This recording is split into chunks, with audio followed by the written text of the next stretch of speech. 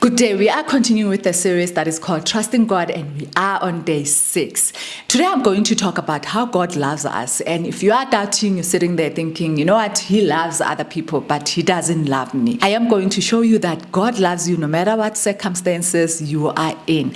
So when you read John 15 verse 9, it says, as the Father has loved me, so I have loved you. Abide in my love. So Jesus' love, we can abide. We can actually go and live inside his love. He is saying that the same way that God has loved him is the same way that he is loving us. I am so honored to know that the love that Jesus has for me is the same love that God has for him. So I am also going to read John 17 verse 24. Father, I desire that they also whom you have given me may be with me where I am, to see my glory that you have given to me. You have given me because you loved me before the foundation of the world. So think about it when Jesus is praying for us and saying, God, I desire that those that you have given to me, they can see my glory that you have given to me. So it is so beautiful to know that Jesus is sitting at the right hand in heaven and is praying for us that we will see also the love that God has given to him.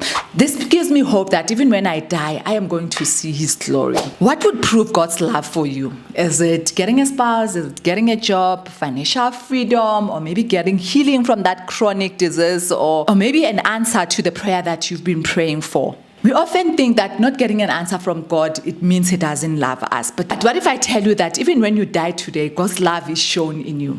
It will be crazy, right? But then let's just go to the word so I can answer that one for you. When you go to John 11, verse 1 to 14. This is the death of Lazarus, and I know many of you are familiar with this chapter, so I'm not going to read everything, but then I want you to understand that at the end, Lazarus didn't die.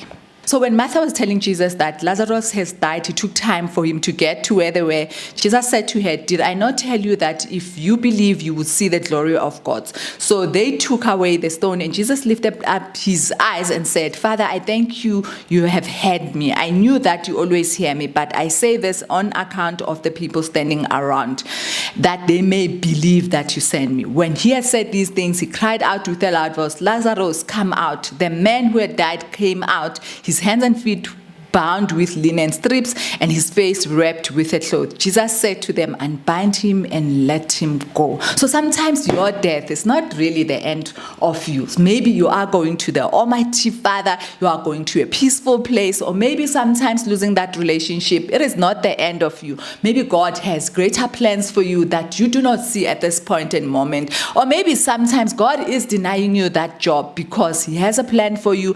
Maybe you need to start a business. He's just shifting your focus so that you can go to another place. I know of a lady who's in stage 4 cancer right now, but she is glorifying God, and it is this time where she's actually sharing the gospel the most and fulfilling her purpose. So it is important to trust God with all our heart, our soul, and our mind.